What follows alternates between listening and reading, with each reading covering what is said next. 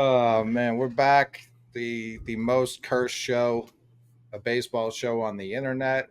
We record. The world's largest news happens the next day.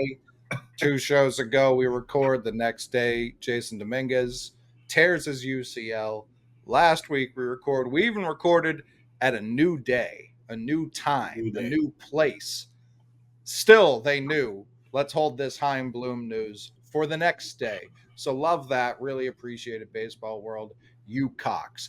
Uh, so I recorded just like a 15-minute reaction. I felt it was going to be too long of time between recordings to not get something out there on Chaim in the moment. As a Yankee fan, what was your reaction? Were you like, man, I wish my team would do that to our GM?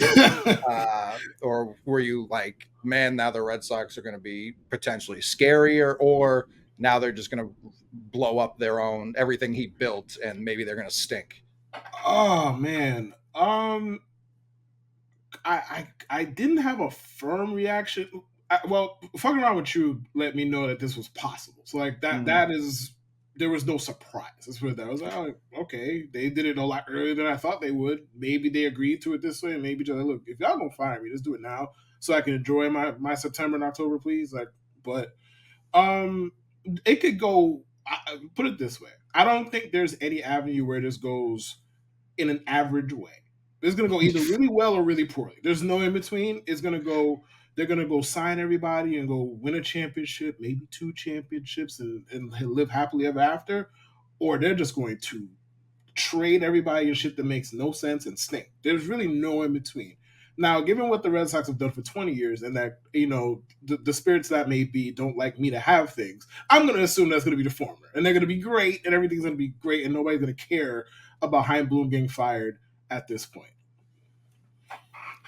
What's pissing me off, based off things I've heard, not things everyone else has heard, things I've heard, um, they're going to start spending. Now, Time could. I have no idea why you need to make a change to do that. That seems to be the people who are already there and still there. That's their decision. Has always been their decision.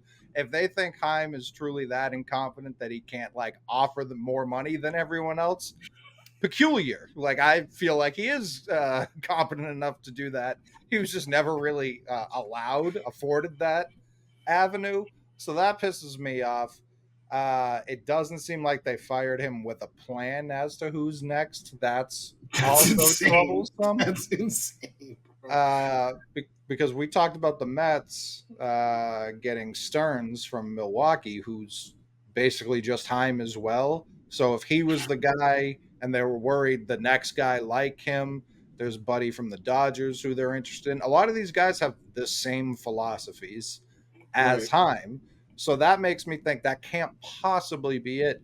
Another thing that's so the other part of this too is I recorded the day Time got canned, and then the Red Sox office and media starts leaking shit. Anything that happens after a manager or general manager, a player leaves Boston, anything that's said from that point on, throw it in the trash.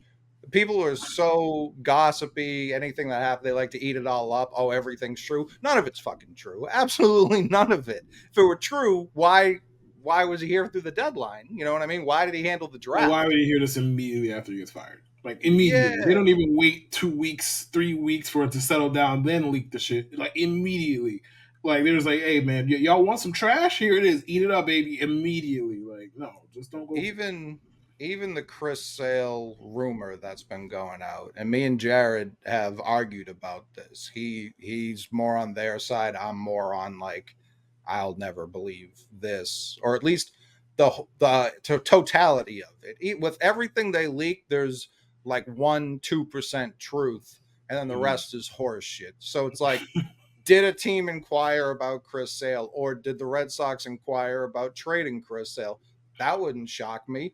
Did a team offer to take on his whole salary and then give up like a top 10 prospect, like it's kind of being floated in Boston? Fuck no. Of course that didn't happen. I know there are dumb teams out there. No one's that dumb. I would also like to keep reminding people there is a team in Boston right now that is having a tough time recruiting players via trade and re-sign, a la Anthony Davis's father, because they traded an injured player to a better team. That's what happened to the Celtics. He was like, "Hey, you want to go play with LeBron James? Fuck you." That's what we heard in response. So True. yeah, maybe not trading the injured guy, who also, by the way, I believe has a full no trade because he's got 10 years of service time. I don't know that. Imagine you trade that guy, or you say, yeah, we agreed to trade you, and he's like, well, I'm not fucking going. That causes even more problems. So I don't. I like it. Just seemed like a very convenient way to be like, oh, this guy. Basically, everything I've heard from the media, from basically from the Red Sox, is like, yeah, Heim was a big bitch. He couldn't do anything. Big pussy over here. He couldn't sign people. He was constantly shaking anytime he had to make a decision. It's just like, what?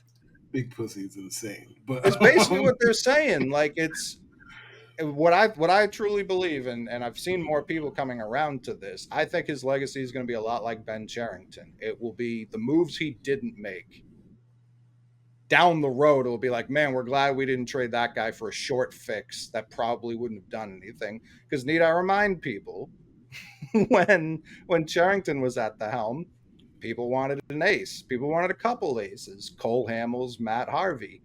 And the players that were going to go back to those teams were Xander and Mookie Betts and other, like Yon Moncada, I believe, was floated in them. And it's just like, imagine how stupid it would have been if you had traded Mookie Betts and Xander Bogaerts for Matt Harvey. Like, imagine how poor that would have been. that would have Like been milk in the tough. sun. That would have been tough. That would have been great for me and tough for you, buddy. Tremendous. I mean, the Mets would have like their third banner of the last 10 years. I don't know about all of that, but I don't know. I don't know if I don't even know if Mookie's enough to get a championship in Flushing. But listen, that guy's tremendous. I won't put it he past is. him. I won't He put is. it past him. Well, I mean, we'll never know. But yeah, like we'll never No, know. we won't. And I'm glad, like, We'll never know. but I'm not like panicked. I don't think Heim got a fair shake. And I've had this take for a long time when it comes to talking about teams like the Lions, the Bears, who are going through their own shit right now. There Yeah. are the Cardinals, the football Cardinals. There are so many teams that hire someone, they go, we're going to commit to this. And then they give them 3 fucking years. Like, that's not long enough to flesh out any plans. And Heim leaves with, and again, national rankings take them for what they're worth. He leaves with the 5th ranked farm system and under the luxury task, which were the 2 things he was tasked with doing. So if that's what gets you fired, doing exactly what you were hired to do, like what the fuck? And it's not about baseball. Right. Like It's it can't optics. really like it's about personality or something else. Maybe it's something deeper than that. But like you cited earlier, like when we were calling him big pussy and all of that. Like I was not. it's. I went on the I mean, record. I was not sorry, not calling. you. Apologies. You were implying that they were saying that. My Oh, bad. yeah. Yeah, like that kind of stuff got to be what it is because you brought him in, and I'm not saying the guy is perfect. You For would know sure. that better than me. He was not perfect. He didn't make every No. move. Blah blah blah. But given what the tasks were that they gave him and what the tasks were at hand, he did what he was supposed to do. So, like, if he was more likable or he let his balls hang, would he still be the GM of the Red Sox? I think so. Because I don't understand what they wanted him to do, given what they gave him. What did they want him to do? From what's come out about the last 2 GMs, because no one put, like, Dombrowski just detached his balls and had them resting in a glass on his table, so they were always on the table. Like, that guy lives with his balls out. He sure does. He does. And from what came out, because much like every other organization, very leaky, what came out was it was like the other voices in the room didn't feel like their voice mattered at all, because at the end of the day, Dombrowski was just going to do whatever Dombrowski does. When it comes to Heim, it was like, then they started complaining, oh, now he leans on us too much. And it's like, what? It's what you asked for. It's what you asked for. You asked for more of a voice. Now they're asking you to do work and like give your opinion on whatever trades and international affairs. So you're like, oh, I didn't ask for this much work. Right. Come on. It's tough. I feel bad for Chaim. Like I said in the 15-minute video, he respected me more than he should have in the times we spoke publicly at that. There's a lot of people with powerful positions in Boston who tell me behind closed doors they respect me. So when people do it in broad daylight, it means a lot more, obviously. So there is like a personal connection there. I freely admit that. But when I'm like objectively looking at the job he did and what he was hired to do, it's hard to say he did a bad job. The Red Sox run a PR agency. They're less a baseball team, more a PR firm. They knew most of the fan base would be okay with firing this guy. A lot of people didn't like the hire in the first place. People were afraid we were going to become the Rays. He was kind of, it was my biggest fear when he was hired in the first place. We're going to hire this objectively smart guy to trade Mookie and then wear that for the rest of his life. That's fucked up. I don't care what you think about the guy. It's a fucked up way to do business. So there's the Red Sox. I would say that's in baseball, Red Sox GM, chief baseball officer, whatever it is. On the surface, that's a top 5 job in the industry. Mm-hmm. When you have these people breathing down your neck constantly, top 15 job, like it gets worse. It's definitely not as glamorous as it should be.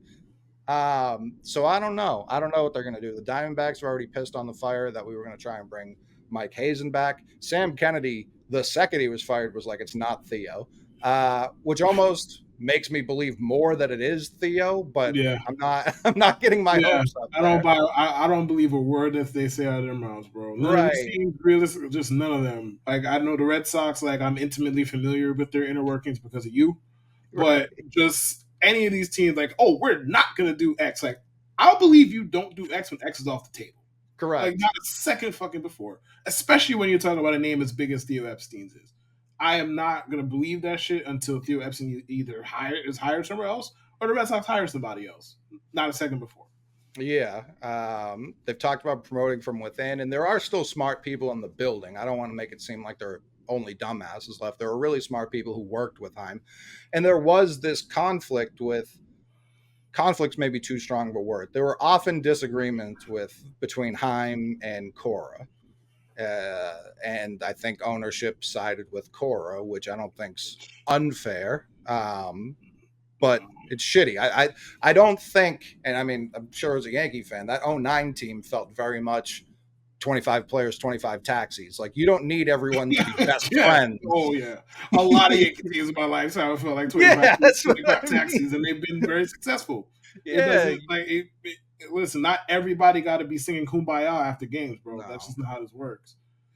no. I think Heim's biggest mistake was not even picking up the phone for Kevin Gosman, because when you look at what's plagued this team throughout his tenure, it was lack of quality starting pitching. Not even an ace like Gosman, but just quality. And for what he signed going in the division, being so available, to not even pick up the phone there per Kevin Gosman, tough, real Yeah. tough.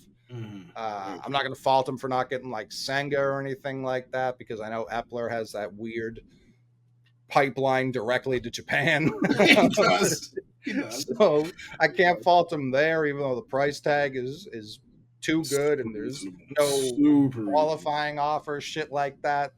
You got Yoshida, you got Schwarber for nothing. Like, I keep saying, me and like 4 other people off the top of their head can name the prospect who was traded for Kyle Schwarber. Like, that was one of the bigger wins, even just for a rental, Yep. you'll ever see. So it's like I feel like he did pretty well when you look like, right. I saw Bleacher Report came out with their farm system rankings. They had the Red Sox third. That's wrong. They're not that good. Like, they're in the top 10 for sure, and they were 30th when he got the job. Third is preposterous. I won't gas them that much. I mean, they got a lot of players. They got a lot of prospects that I like, and obviously, again, he was brought in partially to bolster the farm. At least that's my understanding. Mm-hmm. Since he's a Major League Baseball GM, and he did what they asked. It feels like the whole operation was handled in bad faith. Good. Now, I don't know the inner workings. You would have to be more familiar with that. But just the outside looking in, based on the shit that I read, based on what you tell me, it just does not feel like from minute one they hired this guy to now, it does not feel like anything along the way was handled in good faith. And it felt like he was hustling backwards from the minute he got the job. Like with regards to how the front office feels and ownership feels or whatever. Well, one thing, even when I was talking to Jared last week, I forgot this part. They didn't even interview anyone else. They just interviewed Heim and hired him, which makes it more feel This like, makes it yeah. really strange. But yeah. And Heim almost got the Mets job the year prior. Like he was next up in terms of GMs or guys right below GMs and organizations that were next up. Right. So it's not like it just feels like a waste. It felt like we had a really good guy who could do the job. And I don't know the conversations with agents. I don't know the conversations with players. Like obviously I don't know that. I can't speak to that. From where I'm sitting right now with the talent that's in the system, and I understand we're not the Rays, we're not, but that's the other part too. I see people like, oh, well, Baltimore, so look at all their young guys already contributing. Yeah, they fucking started before us. I would hope so. They started And they many years tanked before. really good too. Did they not? Did they not just Yeah. suck year after year after year for like 5-6 years? So Yeah. And so it's like they didn't even mix in the like 2020. Anyone who's mad about 2020 tanking that year is a moron. That wasn't even a real season. Two, we if tanked in there's a 20, season 2 tank, it's that one. yeah, we The tanked fuck and then that we got season. Meyer with the 4 pick, like a beautiful tank job. You couldn't drop. That's like the Spurs level tank job. So I don't want anyone fucking complaining about that year. 2021, everyone now it's like a big fluke that they made the ALCS. That team was legitimately good. It was legitimately good with players he signed in free agency that year. Did he make mistakes holding on to like Bobby Dahlbeck? Yeah, I guess. Bobby Dahlbeck that year, 21, had an elite barrel rate. Stuff like that. It's like this should be able to translate. Now it didn't, obviously, but it's like if you trade that guy, it's almost a no win situation. If you trade that guy and he flourishes elsewhere, now you look like an asshole because you traded a controllable bat, power bat. It's hard to trade 80 grade power. I don't care what anybody, but you can say whatever you want. It's hard to just trade it. You'd rather just sometimes there's some guy just rather just die with the ship. Like if he stinks, fine, he stinks. I'd rather deal with that than I trade him and then he becomes Kyle Schwarber elsewhere. And then I look like the moron. Like, no. It was also only supposed to be for a season because the next year Casas was supposed to come up after he played, and it wasn't the World Baseball Classic, whatever the World Championship for baseball is. Yeah. And then he twists his ankle at the end of that, and he's not even ready. He's not even playing in the minors until June. So it was like, all right, now we're stuck with a larger first base problem than we once assumed we had. So it's like that kind of shit can happen for sure. But then you look at the other side of Dahlbeck, Jarren Duran looked like a guy they missed the boat on trading, like to the point where it was like, we might as well just keep him in the system because you're not going to get anything worthwhile for him. Now you're just per B WAR, F WAR, all the wars. He was your second best player this year. Now it's a shit team, but it was Devers and then Duran. Like, and I think he's got like a 3.6 F WAR right now. Like, legitimately decent for a guy who was unplayable up until this point of his career. So you can talk about, oh, he held on to this guy too long. He wasn't perfect. If you can point to someone, if you can point to someone who is, show him to me. I'd love to see it. Right. No, a lot of the problems with this current roster today still fall on Dombrowski to me. And that's not trying to say Heim's blameless, for sure not. Like I said, he should have called Gausman. He should have done a couple of things. Dombrowski giving Xander an opt-out for a hometown discount, infuriating. Them winning the World Series and him acting like the Royals and just giving everyone max deals the next day. That's dumb. That's the reason you have to trade Mookie with David Price, because you've given Evaldi and Chris Sale these deals, which, again, I have no problem with those deals. I'm glad those guys got paid. However, if you had to tell me we can pay these two pitchers or Mookie Betts, very easy decision. Like, not a difficult decision at all.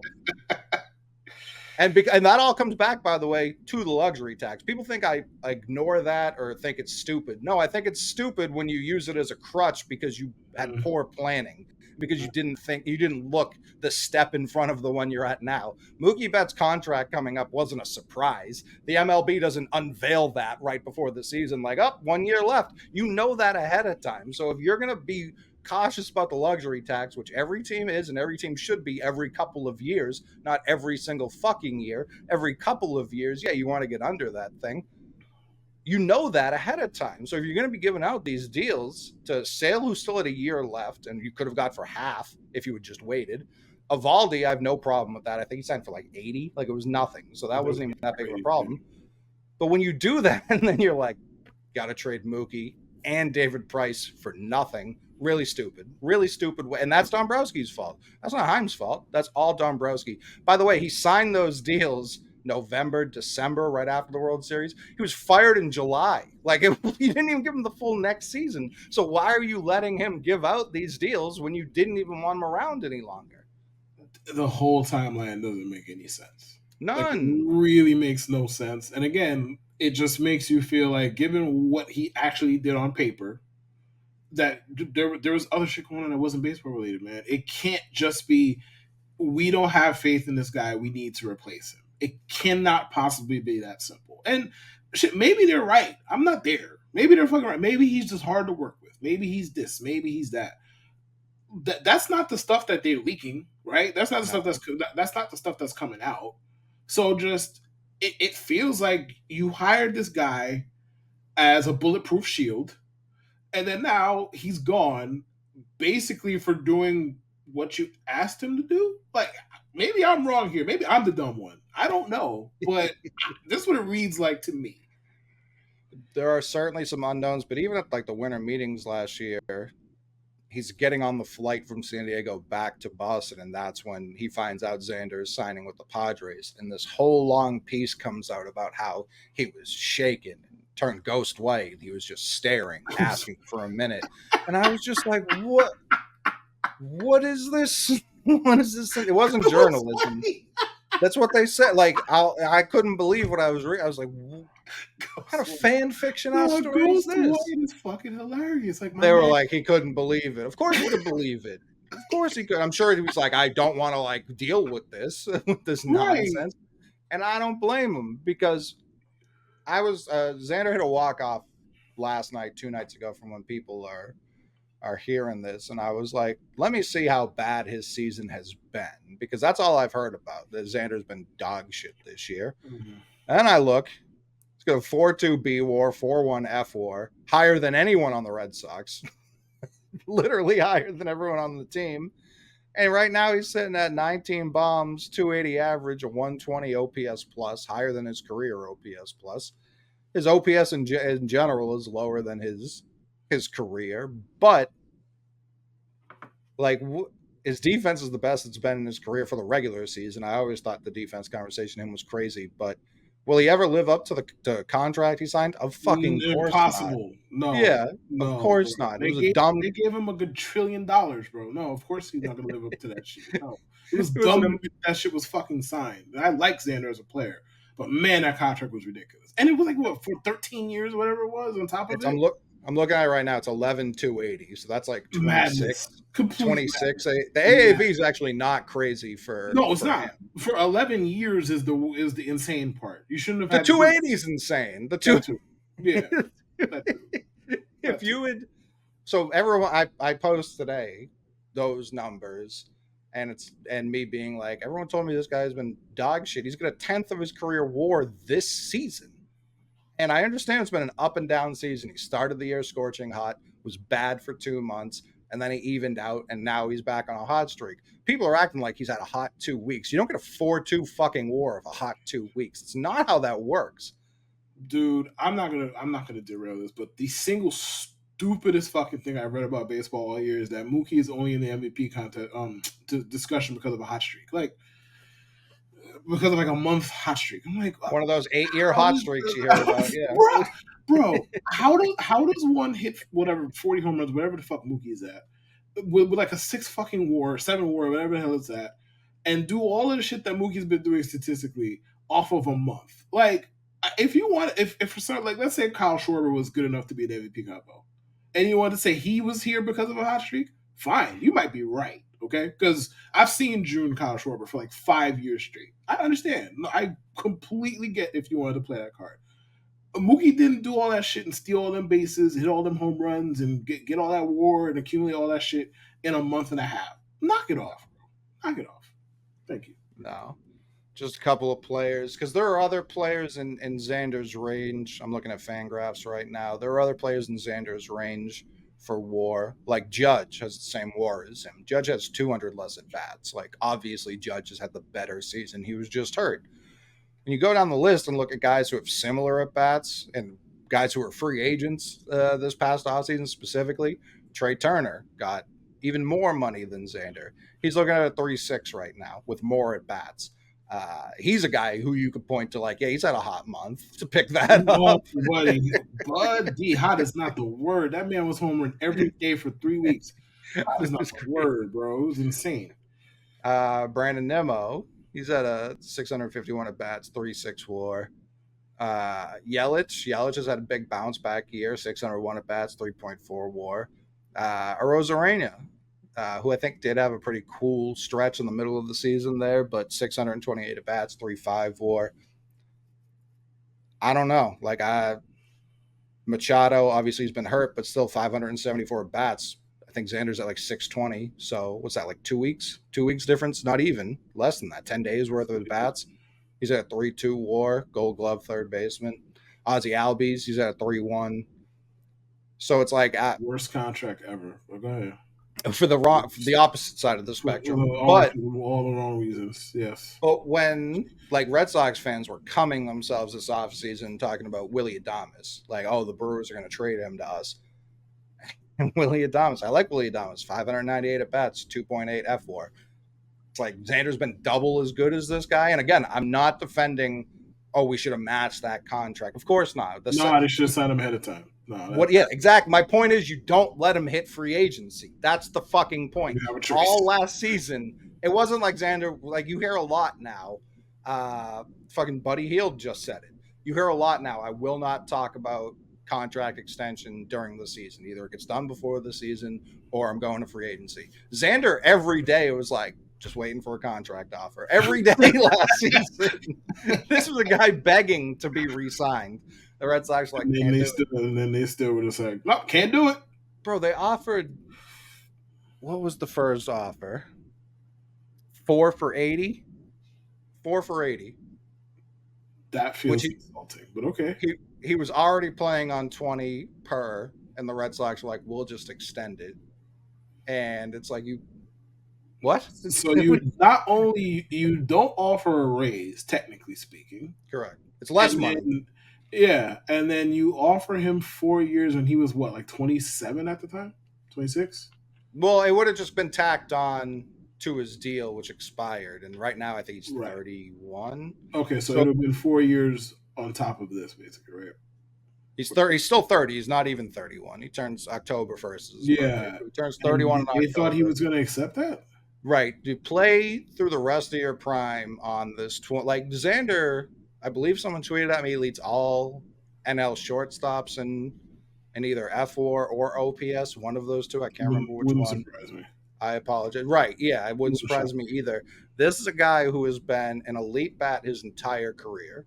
Truly his entire career. You want to talk about all these other better shortstops. Xander was eating silver slugger after silver slugger right off their plate. That's a fact.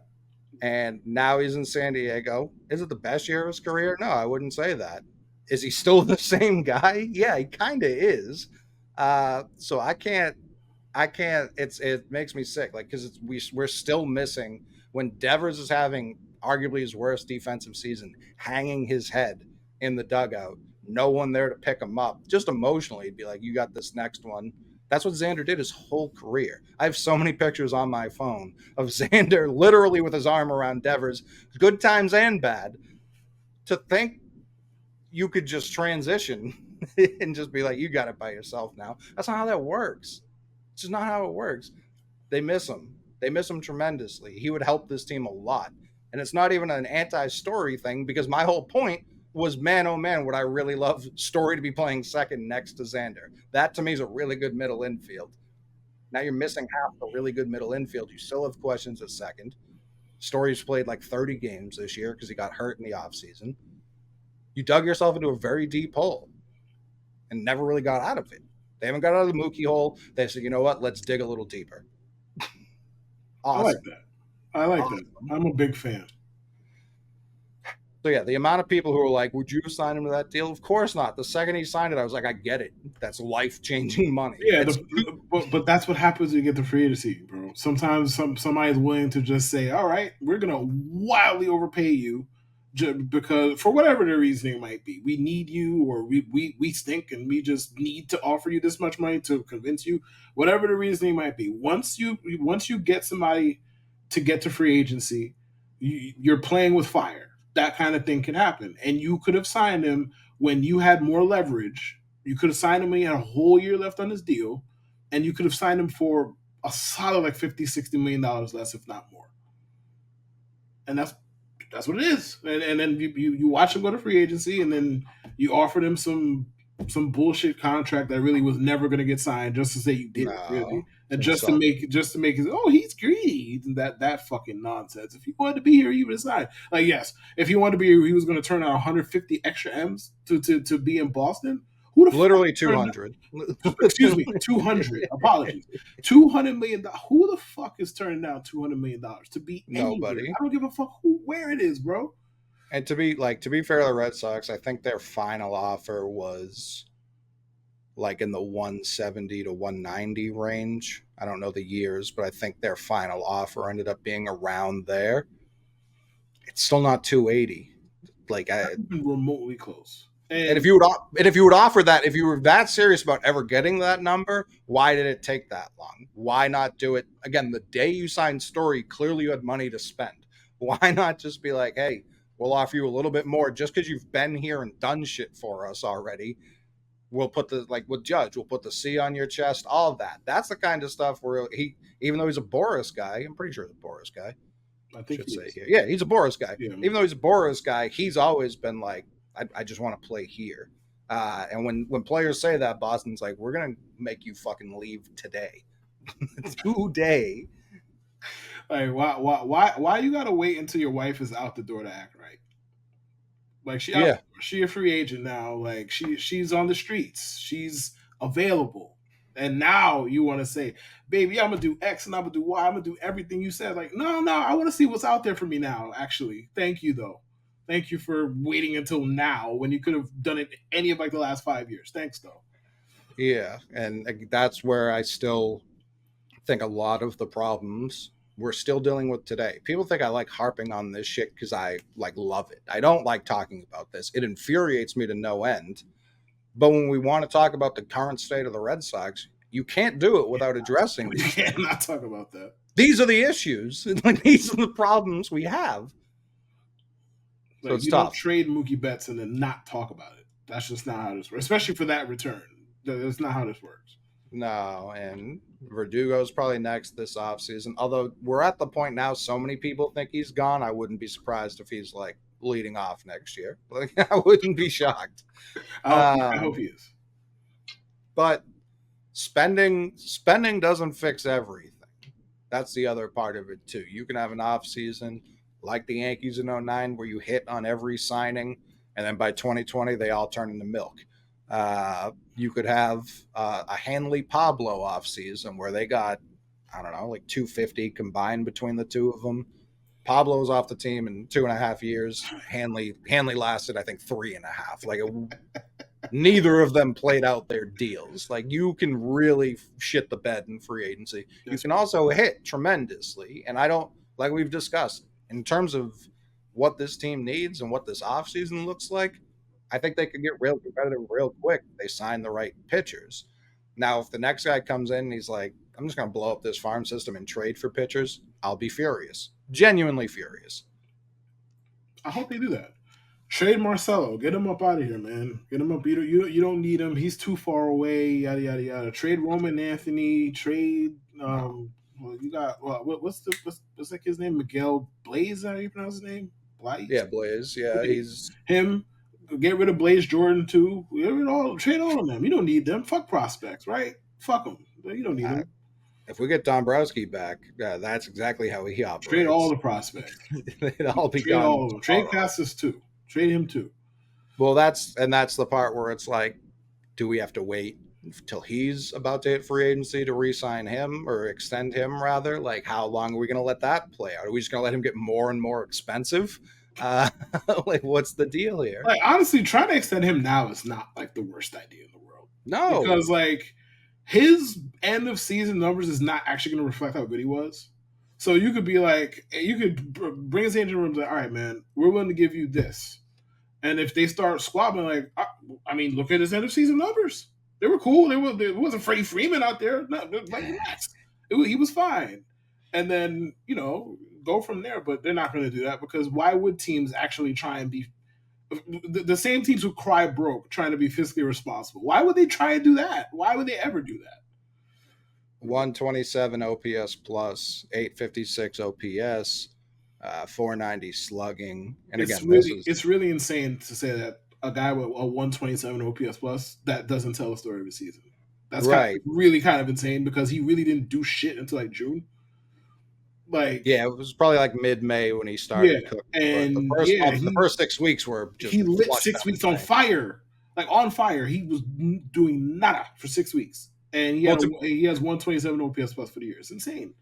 To be fair, he was like part of the reason his slug and OPS aren't like, if he wasn't so good at drawing walks, which drives a small portion of the fan base insane, which is another hilarious thing.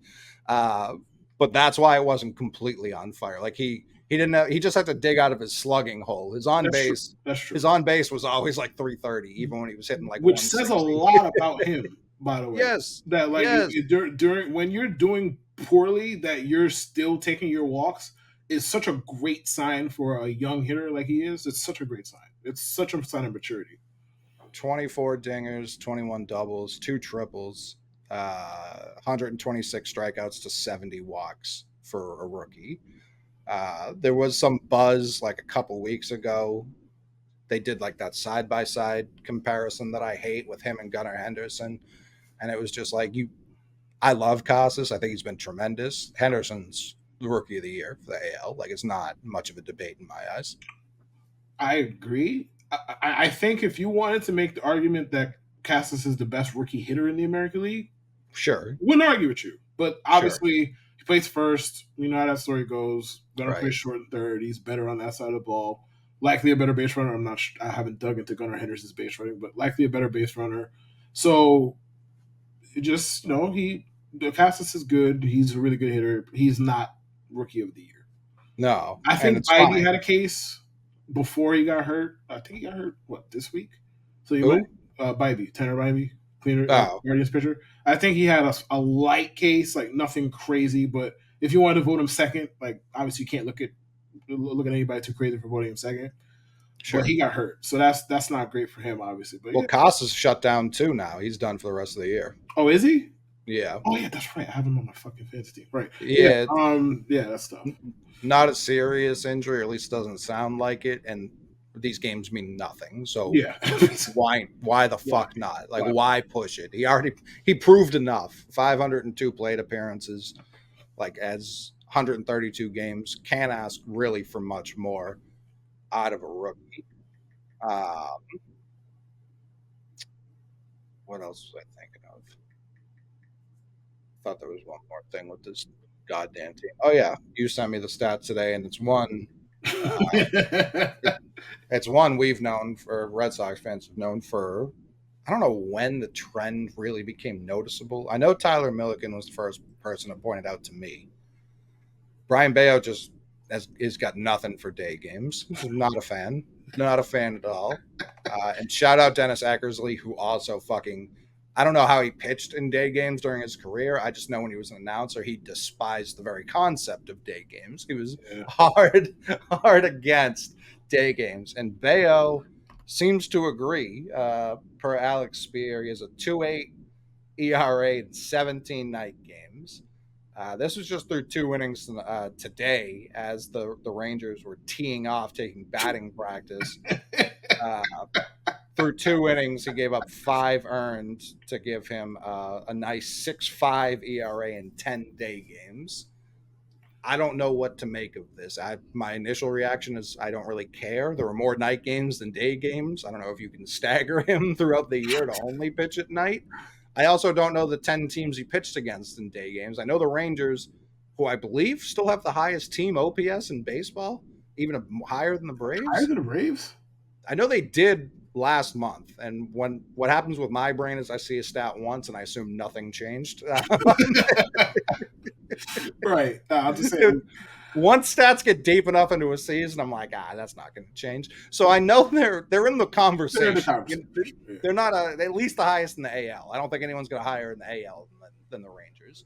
So it's like, all right, he got shelled by the Rangers. That doesn't concern me a ton. Now, if it's like the A's hung 12 on him, yeah, that would concern me. But I genuinely don't know what to make of this. I have no idea. I mean, who knows? Maybe that shit is just small sample size noise. I can't imagine it's that many starts where it's a whole like a whole pattern where you think, man, this might never change. I don't think it's that. So it might just be random noise. Now, obviously, with the whole there's way more night games than day games. True. Not every playoff game is at night though. So you True. know, Not a so, problem for us this year. yeah, right. I was gonna say like he has plenty of time to get with that. Like if they make the playoffs next year, hopefully by that point, at that time for y'all, like he has figured out, okay, I could actually pitch like a regular pitcher and not like the worst pitcher on earth in day game. Hopefully he's figured that out. But it's just a funny stat to look at because just how could you be so good at night and then just be so bad during it? Like what the fuck are you doing at nights before your starts then? Are you just not sleeping? Are you on Fortnite or whatever the fuck the kids play nowadays? I don't know what they play no more, but what are you on? I think they still play Fortnite, to be Okay, honest with you. Fortnite, COD, whatever it is that they Yeah. on. Like, are they on? What are they on? That you're this bad during the day? Well, the other part of it too is I feel like a lot of minor league games are earlier too. So you would think this had been a thing that popped up throughout his rise through the system. You know what I mean? Just that's unbelievable. Maybe it's just random, man. I don't know. It could very well be. That's Like what I'm chalking it up to. right. Maybe he's played better opponents during the day, and then it just exacerbates the issue. Like, I mean, as you Right. said, like he just faced the Rangers. Who the fuck knows what the rest of his schedule was during the day? Maybe that's what it was, and he just it's random noise. Either way, he looks like he can be and maybe will be a really good starter, and that really irritates me. I don't need that. I don't want that in my life. I need him to slow down and stop. Please, like pitch like you pitch during the day all the time. No, we don't need that. But it also does emphasize, at least from where I'm sitting, and I don't think the Red Sox are unaware. It's probably not the best idea to be like you're the ace next year, even if I think he's perfectly capable of it. Get one or two guys ahead of him, so it's like, yeah, you're our three, And because if that's he how wants you to pitch like an ace, all right, then you hand it great, when you get there, right? Like just great. don't put that shit on his plate without him actually earning it yet. Yeah, and it's like if he wants to be the opening day starter at home and on the road, it's whoever the fuck we sign. Great, like I'm fine with that too. However they want to do it. I think if you're serious about competing next year, which is the lip service they've given us, he can't be your projected ace. And again, that's not a him talent knock. I think he has all the talent in the world to be an ace. Even this year on the fly, he's added new pitches. He's gone from slider to sweeper to curveball and stuff like that's just been crazy to watch because typically that stuff takes off seasons from veterans, let alone basically rookies. I think he passed rookie status last year, but still very young. Um, and to me, the story of Bayo this year, there were the two starts, the one in Yankee Stadium, and then the very next series at Houston before the season crashed and burned in horrifying fashion. They were still in the mix with that sweep in Yankee Stadium, and then with that, I think they took 2 out of 2 or 2 out of 4, excuse me, in Houston. And he pitched the closeout game of that series in Houston, and he went to Chris Sale after they dropped the first two. Sale was pitching the next day, and this 22-year-old said to Chris Sale, who was not easy to walk up to, and said, "It's on us to get this split." And he backed it up with his pitching. He shoved against Houston that day. He shoved in Yankee Stadium under the fucking lights. So if he's like, I know he has the mental makeup of being a dog, a guy you want on the mound in a big game. I don't like it. If this continues the season, continues to be a trend through June next year, yeah, I'll be more concerned. Right now, it's just like, man, that's peculiar. That's a peculiar thing to Yeah, read. yeah. It's basically it's just weird. Like you look at it, you laugh, you shrug it off. If by June next year we're still having this discussion, then obviously the nature of the conversation changes at that point. I don't think, yeah, they don't have Baseball Reference doesn't have his numbers into his profile yet from today, but coming into today, he was sitting at a 3.9 WAR, 12-9, 3.7 ERA, Solid 100 pitcher. 150. Yeah, for again, what do I have his age right? Is he 23? 24. So he just turned 24 this season. Hey man, if he I'll keeps take doing it. that, he's gonna be really, really rich. Yes, He's for gonna be sure. very, very rich, bro. If he keeps doing it, he's gonna be very, very, very rich. For sure, right? Again, coming in today, he was fifth in WAR for pitchers in the American League. Fifth in the entire American League. Like it's, you could definitely argue he's been an ace this And season. and he's doing this with his ERA on the during day games being 37. Think about that for a second. Like his ERA in day games is 4 digits, and he's still one of the better pitchers in the American League this year. Yeah, for his first full season. I don't So like it's, this. I don't like this at yeah, all. it's pretty good. We've got before we switch over to your team. There's Luis Perales is a guy whose name I've said to you before. He's coming into the year. It was like I think he's 20.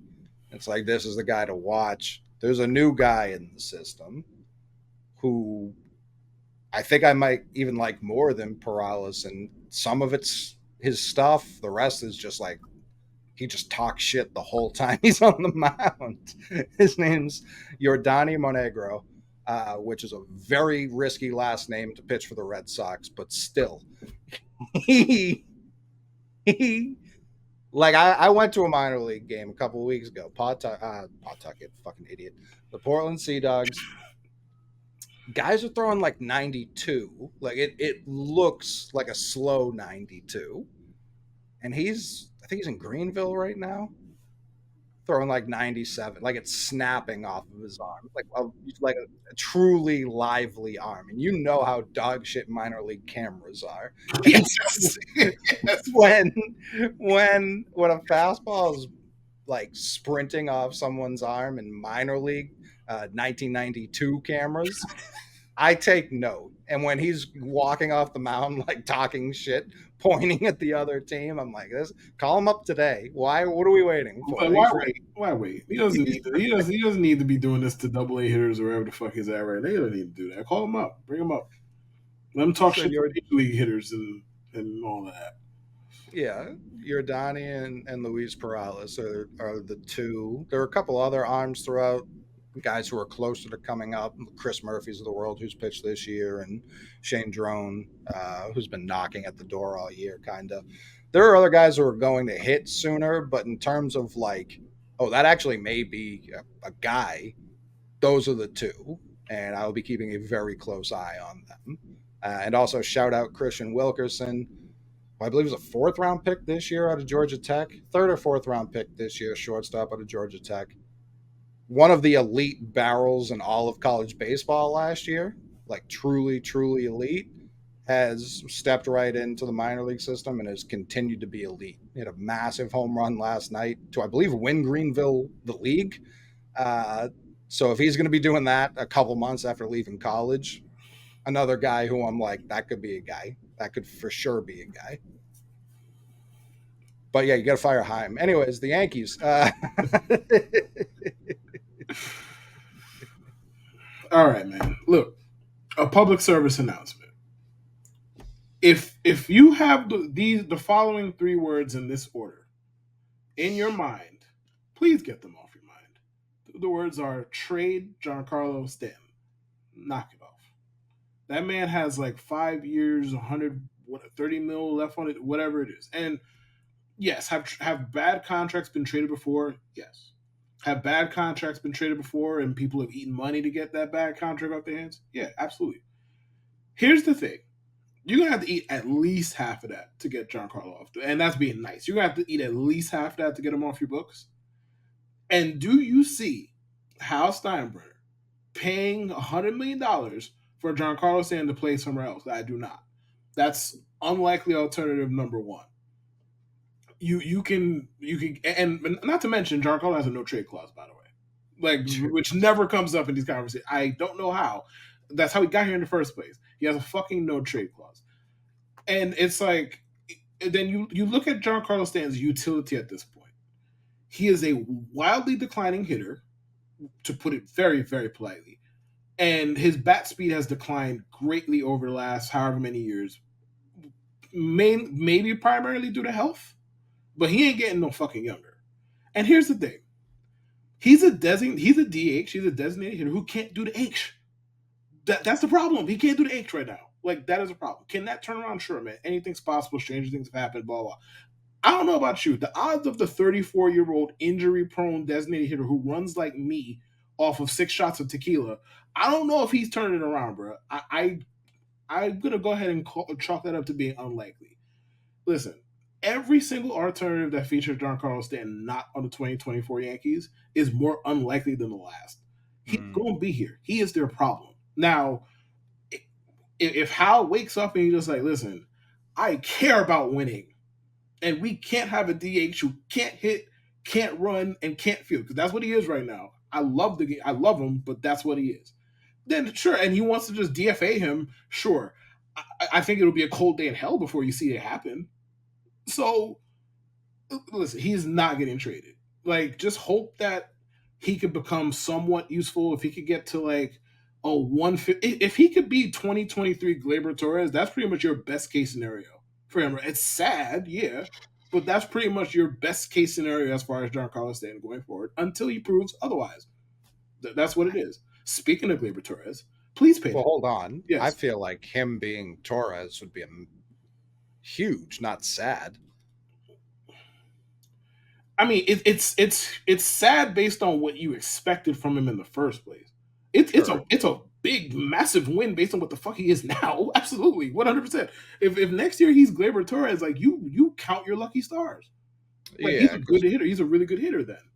Torres looking at 119 OPS plus again, lower than Xander. 807 OPS. For all, it's just for the people who are like, no, Xander stinks. Like, no, he doesn't. 25 dingers, yeah, 807 OPS. That's the problem. Like, I don't know that the Yankees will never DFA Stanton. I just don't see it this winter. Like 2 years from now, right, sure, super on the table. Right, for sure. Like if there's 3 years left on the deal, they might get so sick of him to the point where they do it. Right. Or they might just Ellsbury this and wait until the last year of his deal and then tell him to go home.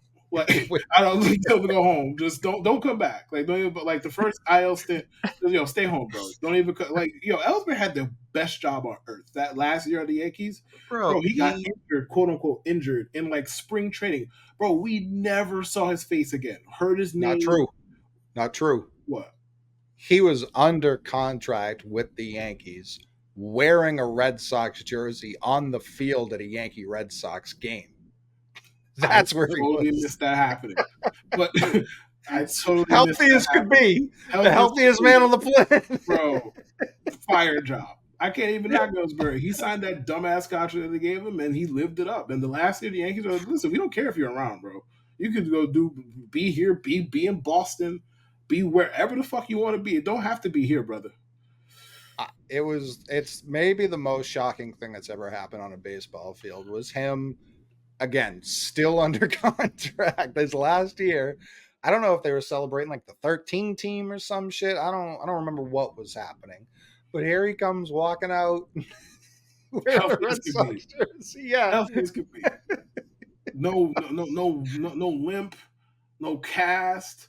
No, smiling, just grinning, happy as could be. Because guess why he's happy? He get paid $23 million to be here or be that check cleared, brother. Believe you me, he's Mr. Ellsbury at the fucking bank, bro, and he didn't play a single fucking inning in 2000, whatever it was, 2016, 17, whatever year it was. Yeah. He didn't play a single fucking inning, and he was just out there in Fenway. I didn't even know this fucking happened in Fenway in Red Sox garb on Yankee dollar, not caring. fire. Like I I mean, cannot. Yankee fans were happy too because they were like, "Yep, you're not our problem anymore." Right, right. Like I'm not paying him, so I don't give a fuck. As long as he's not playing, I don't care. But Correct. Yeah. listen, man, Stanton is the Yankees' problem until proven otherwise. He has 5 years left on his deal. 2 years from now, could they DFA him? Sure, man. Maybe. Anything is possible. If they get sick enough of him this also, I don't see it. I don't see them doing this with 5 years left on his deal. He is your problem. But speaking of Gleyber Torres, since I did bring him up, pay that man. Stop it. Like, look, I've heard all the bitching about the Yankees prioritize a certain kind of hitter, the big power hitters with the strikeout issue, da da da da da. And the same Yankee fans don't like Gleyber Torres, and it's like, and they give you the most cockamamie reasons. He's streaky, bro. It is professional baseball. It's hard to hit a baseball. 2, you got to do that shit every fucking day. 3, it's the most humbling sport on earth. Because brother, if you go out there and you might look like a minor leaguer one day, or 1 week, shit, and then just you gotta go back and be like, oh man, do I belong here? Like, do I have imposter syndrome? It's the most humbling sport on the fucking planet. Some guys are streaky. It's what it is. At the end of the day, he's a 115 WRC plus hitter for his career, I believe, somewhere in that neighborhood. He plays second base. Ain't a lot of good ones offensively. No. There's not a lot of power hitting second baseman on earth. He might hit 30 this year. Just he's one of your few good hitters. I know that's not a great reason to pay somebody, generally speaking, because basically you're treading real close to tallest short person basically type of things. And I get that that's not great logic, but when you play second base and you hit for power, and you're not gonna, I don't think we're gonna live in a world where Gleyber is wildly expensive to keep either. Like you might have to pay him between 15 and 20 a year for like 5 years. He's 28. What's the problem? Just pay him. Like, oh, he makes dumb plays on the bases. A lot of people do. I don't give a fuck about his base running. I'm not here for that. He hit the ball over the fence, and he's a good hitter and one of the best hitters at that position in professional baseball. And I'd rather not go from that to not knowing who the fuck our second baseman is, or Oswald Peraza, who I like the kid as a prospect. He's proven nothing yet with the bat. He can field his ass off. Has proven nothing with the bat in his hands. Pay Gleyber Torres. Stop it. There's no reason not to. Is part of the reason Yankee fans soured on him. Like 2018, 2019, his first 2 seasons, he's all stars. He's top 20 in MVP votes. 2020 happens. No one gives a fuck what happened to anyone in 2020. Facts. 2021, he's awful. 2021, he was genuinely bad. Yes, he was. Is that the season where people were just like out on him? Because it's not just this year. Last year, he was kind of the same guy. I mean, we're 2022, 140 games, 572 plate appearances, 28 doubles, 24 home runs, 114 OPS plus. 2023, 148 games, 629 plate appearances, 27 doubles, 25 home runs, 119 OPS plus. Like he is more this guy than the guy in 21. And I understand 21 was probably super frustrating. I think that's also the season he got off short and was moved to second full time. Yes. So, yeah, that was the year that got IKF, right? No, it was 22. That was last year. Yeah, he got off short 20 and 22, I believe. So that was last season. It's short. So you follow up the poor hitting season with getting moved to second, and then he did. So fine. I'm sure the fan base was just like, no, he stinks. We were just wrong. He hasn't stunk in 288 games. Yes. Listen, most of his career he's been good with the bat. Like, yes, he's had blips. I understand that, but like also, I think part of the reason is people took that fake ass 2019 way too seriously. Like when he hit 38 home runs, and everybody hit like 38 home runs that year. Right. Like, bro, they took that. They thought he was gonna be Robinson Cano for the next 15 years. That's your fault. That's your fault. That's not his fault. Like, he settled into a really good major league player. Is he what we thought he was going to be when he was a prospect? It depends on who you ask, more or less. Like, yeah, he was the number one prospect in the land. A lot of number one prospects end up either worse than this. or Much. or just as underwhelming where it's like, okay, he's regular good. Like Jason Hayward is going to have like a 20-year Major League Baseball career, and we still call him a bust, but simply because he wasn't God, more or less. Like he's a perfectly good Major League Baseball player. I mean, Hayward was really good for the Braves. It's why Theo gave him that deal, and then Yes, he was just terrible for the Cubs. So right, that's right. where But even still, he wasn't terrible. Well, he was. No, hitter, he was. terrible hitter. He was a terrible Yeah, hitter. Everything else he was good at. Now, obviously, you're not paying whatever $180 million for good base running and defensive vibes. right, I get right. that 100%. But even like he had a successful Major League Baseball career, he just never was Very. what he was with the Braves. I mean, JD Drew is seen as this like overrated, overpaid guy. Like the biggest contract he signed was 5 for 75, and he was seen as this overpaid. Oh, how could you do that? Just keep Damon. Da da da da. Number one overall pick. All this. People Played really for did not like JD Drew. They really didn't like J. And was he just a bad person behind the scenes, and I didn't know about no. He didn't say anything. That's the it? Right. problem. He didn't Like, say a single people word. He did was not like, like JD Drew at all, bro. no. He was like, I'm gonna camp. Like that was the thing. He's also replacing Trot Nixon, who like game one opening day inning one, his hat was dirty. Like his whole jersey, like he was like fucking Pigpen from Peanuts. Yeah, Like people love he that. just lived, and people love that shit. And JD Drew was just like I never saw him dive for a ball. I also never saw him misplay a ball. He always camped under it. He just ran the perfect route to the ball every time. There's no JD need for Drew, as that. far as I could tell, treated baseball like a job. He was Yes, there. He was there. He was there to clock in, play his 3 hours and his 9 innings, and go home. It wasn't much more than that for him, which is fine. He was good at it. Like he was not a bad baseball player. The way people talk about JD Drew, you would think he was horrendous. He was not. He was good. a He just was career not one. great. 14-year career 125 OPS plus. And I think I might have been giving him too little credit. I just said he wasn't that great. And I mean, shit, if he had a 125 OPS plus for 14 fucking years, he clearly was great. He 242 home runs, 873 career OPS, like career And 873. people Like, acting like JD Drew was the worst thing going well, because he would talk. Like, he didn't talk, but he also played in an era where folks were focused on average. He was a 270, 280 guy, and that was an era where more people were hitting 300. So it was like, oh, you're going to give this guy a big contract? He's a career 278 guy. Like when you look at his numbers in modern context, he was tremendous. Like he only made one All-Star game. This guy would be on the All-Star team every year he if he would, played.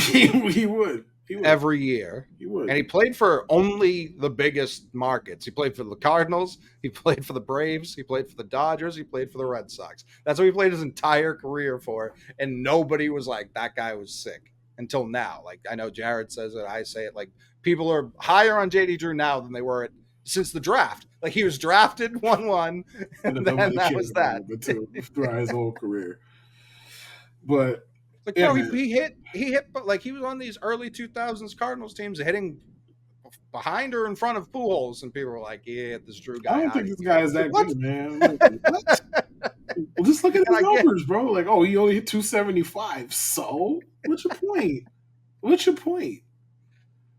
like he had so this 01 season, he played 109 games. He there were stretches where he was injury prone, so that didn't help. But he averaged he averaged over 100 games, like comfortably over 100 games every year. There were only 2 years he didn't play 100 games. Um, but this 01 season, played 109 games. He had 1,027 OPS. He didn't make the All Star game. He got 0 MVP votes. Now I'm sure Pujols won the MVP that year. I would bet money on it, but none. Like they Zero. dropped 20 slots of votes. He got none. No. That's insane. He slashed 323, 414, 613 for 1,027 OPS, 161 OPS plus, 27 home runs, 23 other extra base hits, so 50 extra base hits out of 121 hits. Now, people didn't like that in 2001. People didn't care for that at all. I'm telling you, man, Adam Dunn playing the wrong. I know we brought him up last time. Adam Dunn playing the wrong era too. Adam Dunn would be God if he played today, bro. He'd be God, dude. Because the thing with Adam Dunn too is like his batting averages were bad, but it wasn't anything wild. Like we love Kyle Schwarber, bro, and Kyle Schwarber is objectively worse than Adam Dunn at hitting baseballs. Like no No, disrespect to Kyle, but he's worse. I started respecting Adam Dunn's batting average when Mark Reynolds showed up. When Mark Reynolds showed up and was also being Adam Dunn, but also like too much To a grosser much fucking extremes. degree, yeah. Like Yeah. like Mark Reynolds led the league in strikeouts 4 straight years in a row. 4 straight years in a row. He was the original Joey Gallo because in those years he hit 28 dingers, 44 dingers, 32 and 37. So that was Mark Reynolds. That's the kind of time Mark Reynolds was on. That man was here to elevate and celebrate or walk back to the dugout, baby. There was no in between. There was no in between. Like no, because I don't even think he walked that much, did he? He wasn't a big walker. Like he was a two true outcomes guy. It wasn't even three with him. It was two. Like he was either hitting that shit out the park or he was striking out, bro. There was no in between. Yeah, these are Mark Reynolds is hilarious. I love his career. I hope he got paid. I don't know that he did. I don't know that anyone ever gave him a long deal, I like more doubt than a anybody year. ever gave him a long term contract. Yeah, 30 million total. It's not complete. There are a couple of years missing here, so maybe he hit 40. But yeah, that's too few for a guy who how many did he finish with? 300 home runs, 298. Like yeah, that's too $1 million for every 10 home runs. If I do that quick math probably incorrectly, that's too few. Thank you, mathematician. That's Appreciate you. too few. But yeah, no, I definitely hope you guys let Gleyber walk. As someone who's been dealing with a hole at second base since Manny Machado took out Dustin Pedroia, it's great. Everyone loves having a rotating, revolving door at Like second yes, base. we have a second baseman who can hit 25 to 30 home runs every year. And mind you, since like Yankee fans get boners for guys who don't strike out much, we don't need to go into that again. But Glaber cut his strikeout rate by like 9% this year, and nobody cares simply because he makes a boneheaded fielding play every now and again. So what? Like so what? I'm not paying him for his glove. I don't give a fuck about his glove. Like, and his glove is obviously not bad enough to deter him too much No, because it's we not. only talk about it when he makes a stupid ass error, and that does not happen as often as Yankee fans would lead you to believe it happens. They act like it's every day. It's not. It's fucking not. It's not.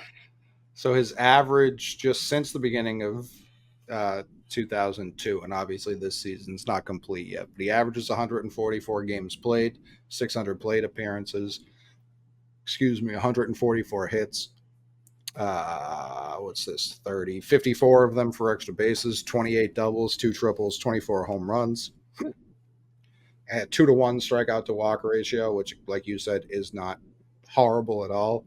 265, 328, 457, good for a 785 OPS, 117 OPS plus over 288 games. That's a pretty large. We're talking about Brayan Bello, 10 game daytime sample size. Well, here's a 288 sample size of what's that, 17% higher than average second base play just with the bat. Yeah, that's a pretty large advantage if you can figure out the rest of the team. And bro, we don't have anybody who can hit. Like No, it's Aaron Judge and the Pips. Like that's the whole fucking team outside of Glaber, bro. It's Aaron Judge, Gleyber Torres, and the Pips, bro. It is that is what's going on here. And people are just dying to get rid of one of the few players on the team who can hit. And it's not if Gleyber was a left fielder, I would not give a fuck. You could get him out of here for all I sure. care. If he was a left fielder, fine. It would be easier to replace him. Like he plays second. Like oh well, you just put Oswald Peraza there, brother. What has Oswald Peraza shown you that makes you think he can hit? He showed nothing. I'm not saying that he can never show anything. I don't fucking know. I ain't no psychic. All I know is letting go of Gleyber Torres and looking me in the face and telling me, you know what the plan is? We're gonna start Oswald Peraza every day at second base. That is fucking madness. Unless you get the return of a lifetime for Gleyber Torres, which you're not telling me you're going to replace him with Alvaro Peraza is madness. And part of the reason I know why this is because what the fuck was the Yankees' plan at left field coming into this year? oh, we're gonna just put Oswaldo Cabrera out there. That was the fucking plan, and that was dumb as hell. You saw nothing from Oswaldo that made you think, you know what, he can handle this everyday job. How I know this, and I am not a fucking scout. God knows, I just watch the game. I don't even watch them that intently. Like sometimes you gotta remind me like what happened after the fucking game, bro. The first thing I noticed about Oswaldo in the first like 3 weeks, like yo, this guy cannot hit a high fastball for shit. Like every time they throw it, he's swinging and he is missing every time. It does not matter in the strike zone, out of the strike zone, off the plate, inside. It doesn't matter. He's swinging and he's missing, bro. And they're like, you know what? We're gonna make that man the starter in the field. They're like, no, he's a utility guy. You run him out there twice a week, whatever. He can play every position defensively well. You run him out there, fine. Gleyber Torres, one of the few things about the team is that's not fucking broken. Just pay him. It's not that complicated. Just fucking pay him. And you're not gonna have to pay him that much. He even said he would take a fucking discount. Just pay the man. Well, like, why are we arguing about this? There's been infighting about Gleyber Torres the entire year. And it's like, bro, this team is not good enough for all of this, number one. Right. Number two, this topic is not interesting enough to go back and forth about this entire year. Basically, every time Gleyber does anything, he plays well, the arguments start. He boots a ball in the second inning of a baseball game. Oh, this is what you want to pay? Yes, bro. Yes. This is exactly what I want to pay because he is a second baseman who can fucking hit, and there's not that many of them in baseball. There aren't. There really aren't. It's And he sliced his strikeout percentage by 8% this year. 8 for those who are hung up with those kind of things. 8% this year. He's got a 3.2 F/WAR. He's pretty much exactly aligned with Bo Bichette, and I guarantee if the trade, and neither team would do this, but if they traded Gleyber for Bo Bichette, Yankee fans would be they'd be dancing in the streets. Yeah, for the same and Bo Bichette, at last I checked, can't even play short that well either. No, he can't. He's bad. He's very bad at short. And if they made that even swap for some reason, people would dance in the streets over it. And I don't understand. Like, I understand parts of the reasons why Gleyber gets the hate that he does. Not going to get into them here because, boy, I could talk about that for a long time. I understand parts of the reasons, but like just the baseball reasons and he makes the occasional bad play. It's like, what would you like me to say to that? Like, yes, he makes it. Gleyber will make you cry once a month with something really egregiously stupid. I'm not here to argue with you. Everybody is flawed. Every baseball player outside of like 4 of them are flawed. Like all of them are flawed. Yes, Gleyber's flaws are going to make you get on a knee and cry sometimes. I get it. I 100% get it. But like, why does that overshadow all the good that he does? Like, especially again, he plays second base. Like if you guys traded him for Arenado, again, that's not happening. If you trade him for Arenado, people would be orgasmic. I'd be furious, and I'd be furious because. But the fan base would be thrilled. They'd love it. I'd be furious. Not anything against Nolan. Like, I think he's obviously very, very good. Mm-hmm. I know how that would play out here. He'd come here at what, 32? He'd start getting injured all the fucking time. Sure, I'm not even talking about the age, but just in terms of the season they both just had. Oh, yeah. No, it was very similar. Gleyber has a higher F/WAR by it's 3.2 to 2.7. Like, right. I think that would shot. And again, you'll find no one who hates WAR as an overall stat more than me. But people seem to like it. Until you start pointing out things like Gleyber Torres has been better than Nolan Arenado this year, then they'll go, well, there's more to it than that. True. Not really. True. That is very true. By the way, Jason Hayward rocking a 2.6 this year. What? He's played enough for that? Like, that's my surprise here. Not that he's actually played well enough, but 343 at bats, so about half from everyone else I've read. I didn't even know he got that many at bats. I know he's been pretty good at the at bats that he has gotten. For sure. I think he's only playing. He must be only playing against righties. He has to be only playing against righties, and not even all of them. Like just some of them. Nah, man, the Dodgers got to be investigated, bro. And I'm telling you, when I get that Luis Severino signed with the Dodgers notification, I just hope it's the day before you record and not the day after we record. Like every other bit of news that ever happens in Major League Baseball. Hopefully, it's the day before we record, so I can get on here and everybody could bask in my tears. I'm trying to look at just players on this list because it's very funny. Um, some of the guys who it's like, oh, you got to sign this guy, you can't miss this guy, and then you see at the end of the year their total, and it's just like, yeah, not the worst thing you missed out on that guy. So that's always funny at the end of the year. But a guy you were talking about earlier, who I see here, 203rd highest F4 in the league, and that's not even exactly true. 200th because he's tied with a bunch of people. Michael King.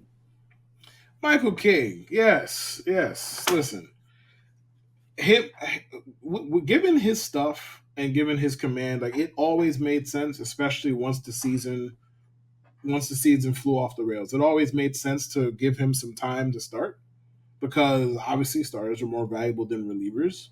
Relievers are kind of like the running backs of baseball. That's another topic for another day. But it always made sense to give him the chance to start. He started tonight. I'm looking up the stats. Okay, so he gave up 2 runs apparently. Oh, he went. Ooh, he went 7 innings. He struck out 13. All right, good. So this commentary is not going to age poorly. Love that for us. I was totally expecting like we were going to get on, and then I was going to wax poetic about Michael King. He was going to give up 8 earned in 3 innings. That's totally what I expected to happen. But before tonight, his 5 starts, he's thrown 22 innings, giving up 3 earned, 1.27 ERA, 29 Ks, and 4 walks. Am I saying this man is going to be an ace? No. I'm saying if he could continue what he's been doing to some degree, obviously, like you expect some slippage with Major League Baseball, adjusting to him as a starter as opposed to him pitching 1 inning at a time, yada, yada, yada. If he could be a solid number 4 starter, that's a huge boon for the Yankees, period. And given his stuff, given what he's currently doing as a starter, it seems like he can be that guy. And as I said last week, because people have an issue with paying big money for Yamamoto because they don't have an offense, which I understand having a problem with the offense. I just don't understand. You're shooing away Yamamoto because you don't have a good offense. But it's like, guys, you have one pitcher you can rely on. One starting pitcher you can rely on. That needs to be fixed too or addressed. Maybe not in such a meaningful way, but it needs to be addressed. King being what he is right now, to some degree, it helps that. And I don't see anything like, yeah, he's not going to strike out 13 every fucking start. He's not Spencer Strider, fine. But I don't see anything based on just how he pitches and his talent level that indicates some huge decline is coming either. So I think he's going to be solid if they give him the opportunity to, and they don't for some reason put him back in the pen. I don't see why. I think it's too late for that. But and if you go into the season with this guy as your number 4 or your number 5, you're in really good shape. So it's interesting because on the list of F4, the guy who is directly tied with him is Cutter Crawford. And basically everything you just said is how I feel about Cutter Crawford. If he's your 4 or 5, unbelievable, like more 5, I think, in Crawford's case, but unbelievable. You're like pretty happy with that. And yeah, Cutter Crawford's pitched 30 more innings. They're both sitting at a 1.9. And obviously, like you said, King was pitching out of the pen for most of this year. Crawford's only started this year. And I wonder with a guy like him, I'm very low on him just because of the college he went to. I don't respect Boston College at all. Wait, who went to Boston College? King? Yeah. Oh. Yeah. So him being going to Boston College and then to the Yankees, it's like that's 7 strikes right there. You're so out. Oh God. Objectively, a guy who comes up in 2019, pitches 1 game, like 2 innings, it barely came up in 2019, and then 2020 he only pitches in 9 games. Those are massive developmental years where, and obviously in 19, I'm sure he was in the minors, but in terms of major league experience, he's pitching 10 total games over 2 seasons, 2 age 24, 25 seasons out of the pen. And it looks like he started some games in 21. He's been, from what I've seen, good out of the pen. Not like shut down, not like your best arm out of the pen, but good. I don't hate trying to stretch a guy out and make him a back end starter. No team's done it worse than the Boston Red Sox for 20 years. No team's done it worse.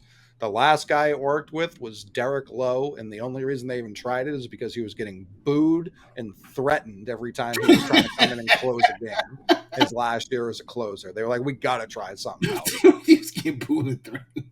It was a tough scene for poor D'Lo, who went on to be like an absolute legend of the franchise. Yeah. But people don't like to talk about that, like how rough Derek Lowe's close. He saved like 46 games that year and was actively hated by the entire fan base. It was a wild scene. But since then, we've tried to do it with multiple pitchers, including guys like Jonathan Papelbon, who went on to be elite closers.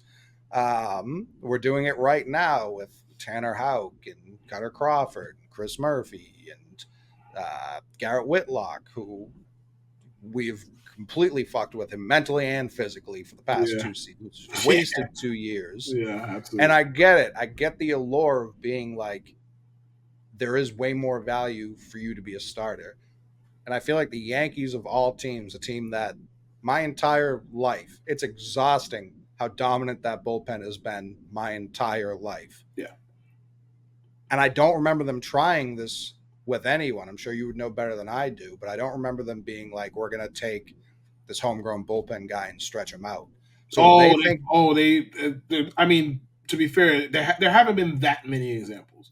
Sure. Simply because, I mean, the Yankees make the playoffs every year. They have no time to try that type of shit. Really, also true. They have number one. And number two, they famously fucked up Jabba Chamberlain's career. He was the first one that came to mind once you said that. Yeah. And listen, Jabba Chamberlain is one of the biggest pump fakes, the biggest emotional pump fakes of my life. Bro, he had that one stretch at the end of 2008 where, let's say for 15 starts, maybe 10 starts, maybe less, somewhere between 10 and 15 starts, he was legitimately one of the best starters in the AL. And I thought, yo, this guy is on his way. You couldn't tell me shit. I thought he was on his way. And then from then on, nothing went right. Like, he started throwing that straight-ass fastball with no movement, no juice, no run, nothing. And then they kept bouncing between bullpen and starter, and they just completely fucked him up. But yeah, that's the only example I could think of, or high-profile example that I could think of. Well, even when he came up, Mariano was getting older, and I was like, fuck, this fucking guy is going to just take over. Like, from where I was sitting, I was like, oh, they've just got their next closer, which is how I felt watching Daniel Bard.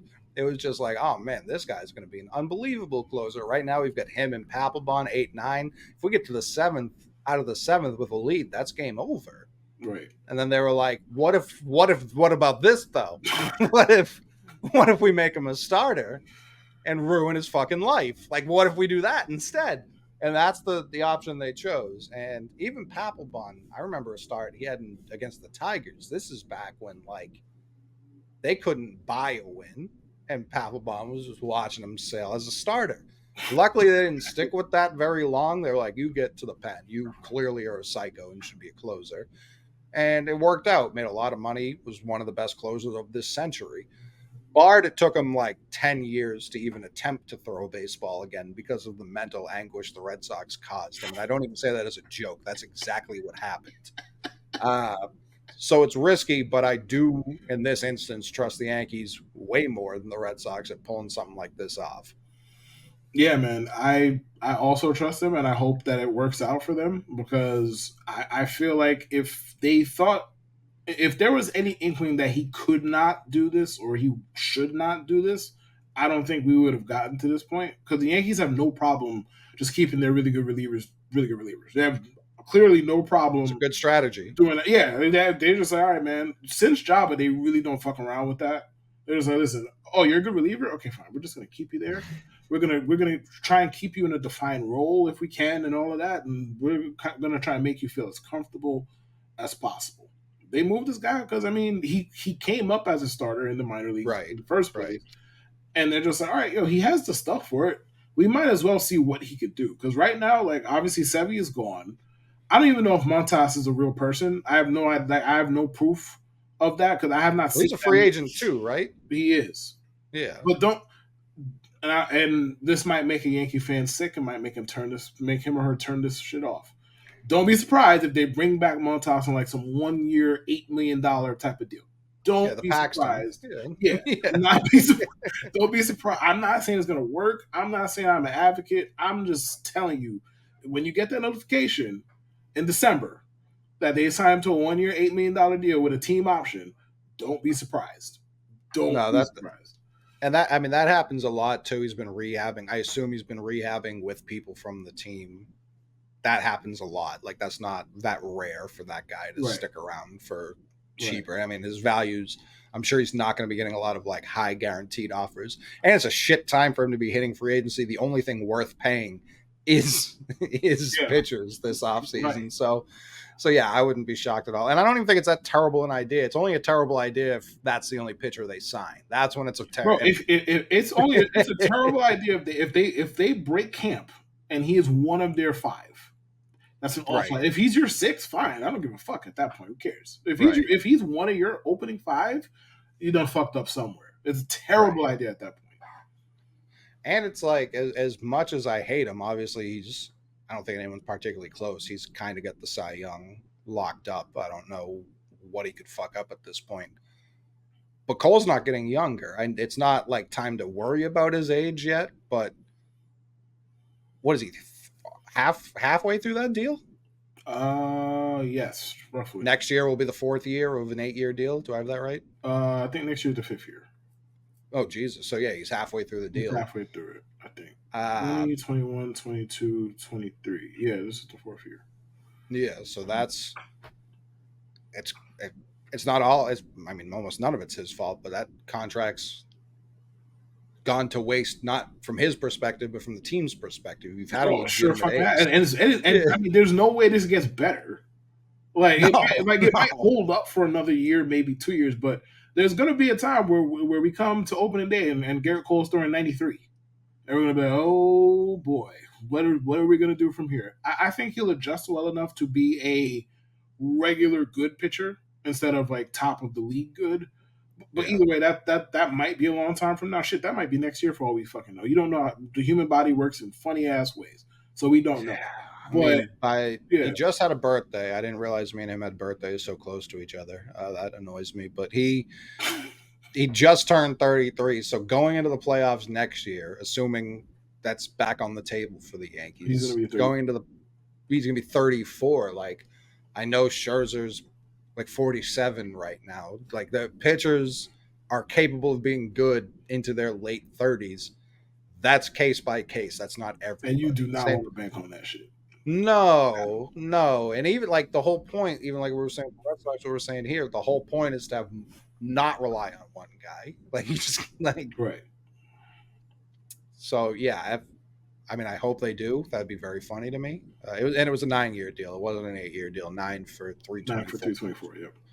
Very hilarious amount of money over 9 years. Like if he were hitting free agency this year, it would be like no joke a 13-year deal for the same money. Yeah. So if Yeah. he would be 100%. Yes. 100%. Yeah. Absolutely. The Padres would sign him because they signed everybody else. So yeah. like I've only heard the NL Cy Young debate, which I also don't view as much of a debate as much as It's not people a want debate it to anymore. be. I don't think. Who do you Blake have? has that. I think Blake has that wrapped. See, I feel like we kind of just got bored with how dominant Strider was, and I know his ERA is higher, but That's the problem. you That's the can't whole problem. you can't tell me if you had one game to win, you would take Snell over Snyder.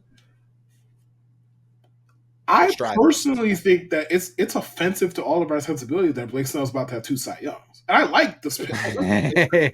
Like he's pitched into the seventh inning 2 times, and I'm not a volume monster like a lot of people who talk about the Cy Young are, but it matters to a degree. Like and I hate to admit this because fuck Justin Verlander, but he stole Justin Verlander's Cy Young. Like that was absolutely like Justin Verlander pitched like 50 more innings. He was slightly worse.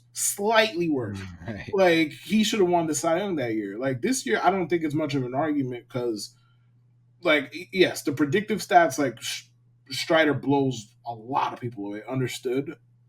It's not a predictive stats award, unfortunately. So like, No, it's not, but it's also like I know the people keep focusing on really since Gary Sanchez got there, which is a wild sentence to say, and that would not be like a joke.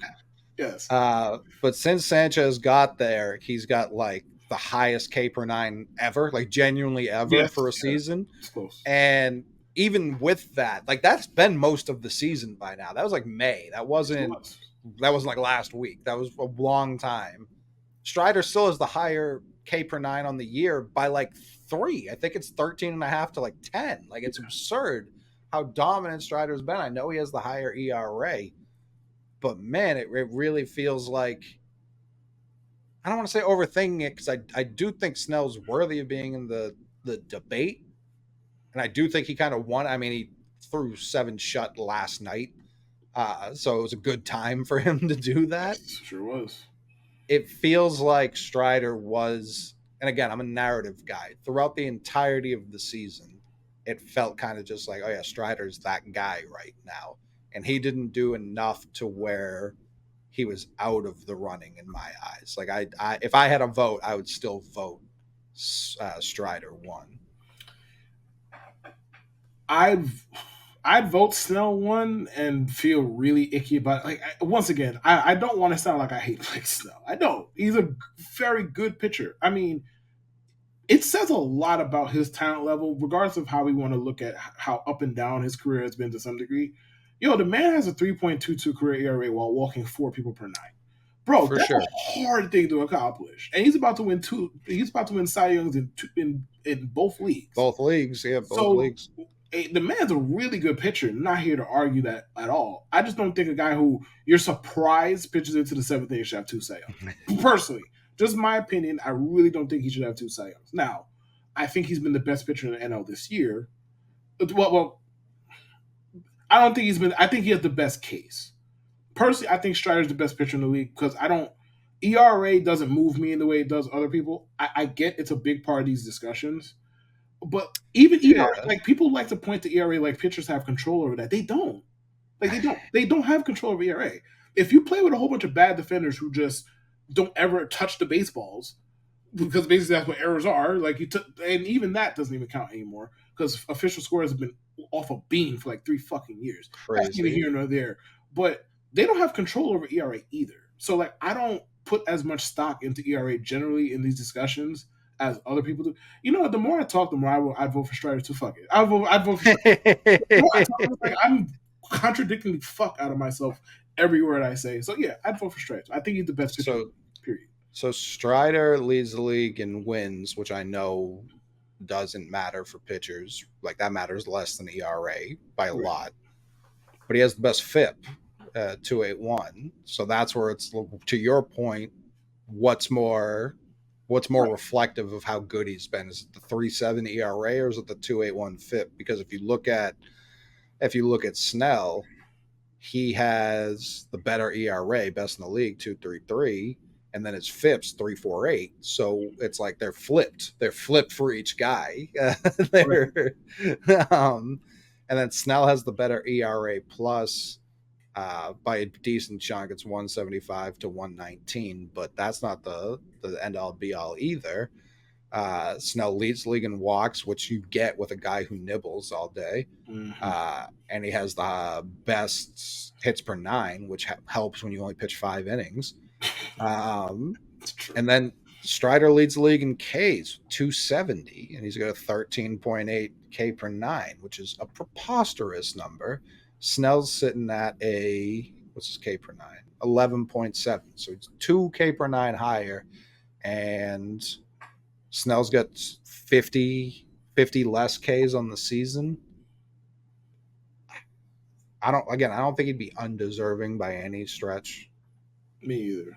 I think I Strider's a better pitcher. So if somebody wants to vote for Snell, I don't begrudge him because he has a really good case. And I kind of just feel like the NL is there's 3, 4, 5 dudes you can argue sensibly. You could. You could argue for Justin Steele if you want. You could argue for Zach Gallen if you want. You could argue for the two that we mentioned if you want. Shit, you could argue. What's the dude from the Giants name again? Logan Webb. Yeah, you could argue Logan Webb if you want. Like, there's no dominant, clear cut. Yeah, this guy is the Cy Young in the NL, which is why part of the reason it's coming down to the very end, to the very bitter end. I'll also say this: I don't think you can argue Justin Steele. I know he's been really good, and I don't hate the Cubs or anything like that. It's good. 110 less strikeouts Hey, than Strider. Like I listen, get it. I get it. I didn't say Strikeouts it aren't was the end a all great be all. argument. I just said you could argue it. It's a flimsy one, sure, but you could make the argument. He's in the discussion. It's just he's not. I like strikeout artists personally, so like I'm just naturally biased against people like Justin Steele because it's just like I feel like you can't keep getting away with this, right? Like you can't keep getting away with this. Like every year, because I'm obviously I'm a degenerate, as you know. Every year, it would come time where it's like, yo, Kyle Hendricks is the best player on the board. Should I draft Kyle Hendricks? No, I can't. Right. Why? Why? At some point, all this contact that people are making is going to turn into great contact, and this guy's going to get run off the fucking mound by the third inning every game. And I'm going to be like, oh, why did I do that? I just feel like you 28 can't keep getting away with this. 28 starts, 2.73 ERA, 3.06 FIP. So he's kind of in between the two, Yes. and on both those stats. And then, Which is like I funny said, because he doesn't strike anybody out. That's the funniest part right. about this. Yeah. That's the funniest part about that. Yeah. He's only walked 35 people, so he clearly has elite control. And he's pitching to weak contact, which I don't want to say. It's a Trust me, skill. if the Red Sox had a guy like this, I'd be thrilled. Yeah, absolutely thrilled. But it's like this is, and I say this as a fan of a team who has a guy in the last decade who has a very undeserved Cy Young in Rick Porcello. Like, it happens. It definitely happens. You can't, like, he should get votes. I'm not saying don't give him third, fourth, fifth place votes, of course, but, and I would argue, I looked at him and Logan Webb's numbers earlier. I would vote for Steele above Webb. As good as Webb is, I would take, if I were like building a team from scratch, I would take Webb. Based on the seasons they've had this year, I do lean Steele, but I do think to me, it's Strider, Snell, the rest. Like, I think that's my order. I think that's fair. But truly, I mean, we've wasted a lot of time. We haven't even talked about the best pitcher in the league, which is Yusei Kikuchi, who I saw a lot of people in the story come out be like, man, some of his friends get a check on him. This guy's depressed. And I said, depressed? This is the happiest man on the planet. Nobody has figured out life like Yusei Kikuchi. Unbelievable what this guy's been able to pull off. He got hurt, or he aggravated, I believe, his shoulder because he got 11 hours of sleep. Now, I've heard of people who have gotten injured because they slept too much, more than they're used to. Not Yusei. He got hurt because he didn't get enough sleep. He didn't get his average amount of sleep, which is somewhere between 13 and 14 hours per night. You talk about a guy, he's a starting pitcher. He works on average 1.5 times a week for not even the whole year. Just from April through September, that's his whole work schedule. He clocks in 1 to 2 times a week. The rest of the time, I don't know if he's got a wife. I don't know if he's got a girlfriend. That's his business. But that person definitely has never worried once about the whereabouts of their partner. That man is on the mound. He with the team where he's asleep, bro. There's no snoozing. He's snoozing, bro. There's no in between.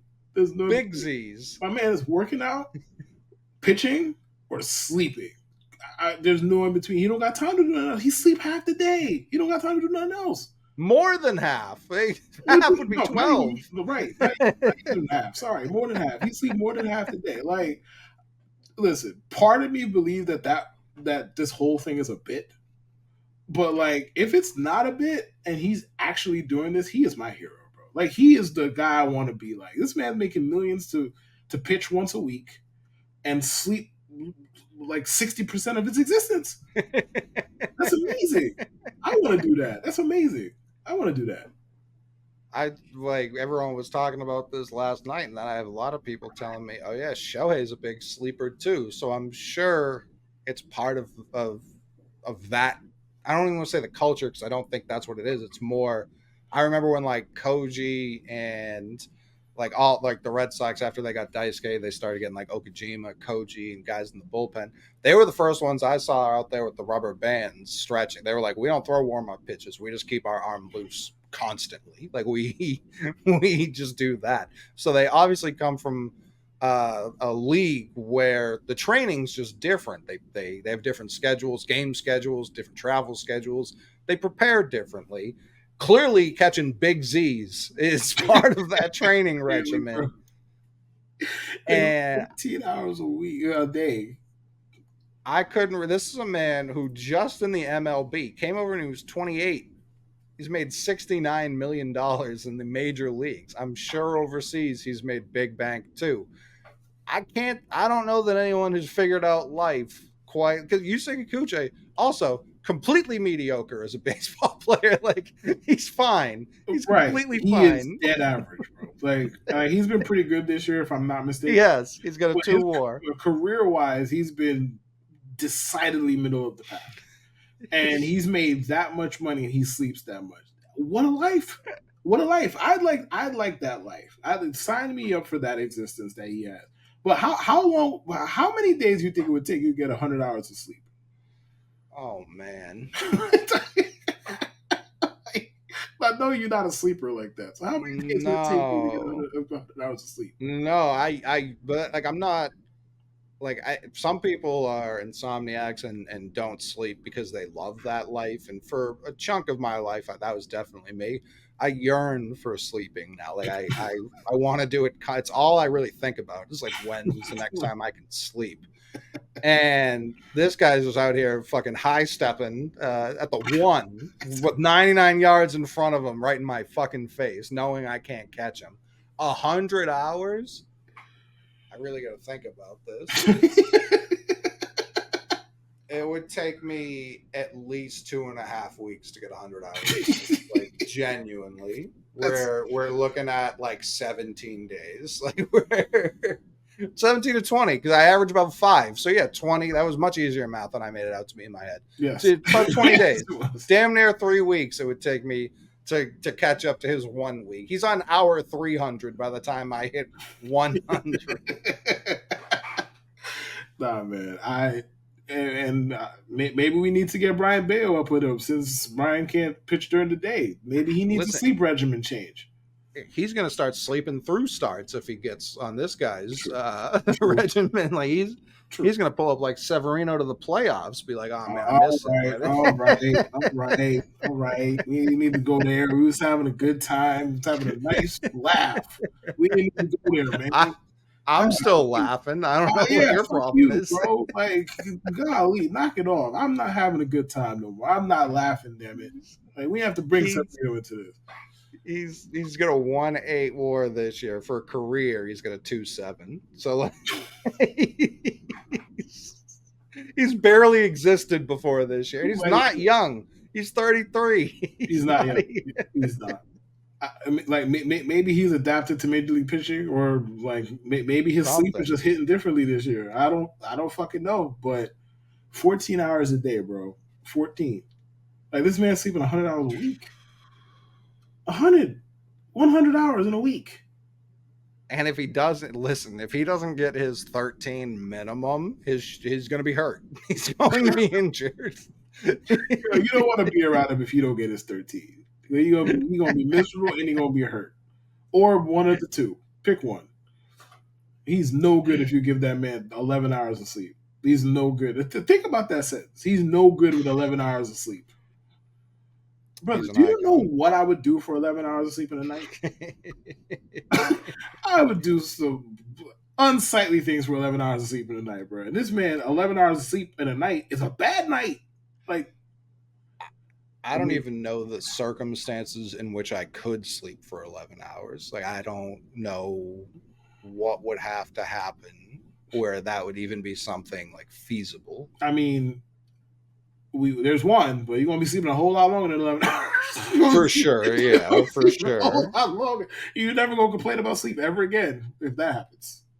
Bro, if I get 6, I get yelled at. So if I doubled that, man, I better have like cancer or something. Like, there's no other way I'm getting out of that one. You get yelled at for 6? Damn, man, that's tough. Well, that's because I'm also falling asleep at like 3, so it's 9. It's not as much the amount as it is like the hours in which they happen. True. but it's still, I'm like, you got more sleep than me. And it's like, I tried to fall asleep earlier. It's not my fault. But yeah, Yusei Kikuchi is an absolute legend. Like, there's no other way to say it. It's Simple and plain. Man, but we will we will be back next week, maybe tomorrow if fucking Cashman gets shot across the Hudson and out of a cannon because Hal's had enough. Who knows? Whatever. Right now, you just finished watching this. Whatever news is currently breaking, we'll talk about that eventually. Yes. I'm Coley Mick. I'm K. Lou. I'll see you guys next week.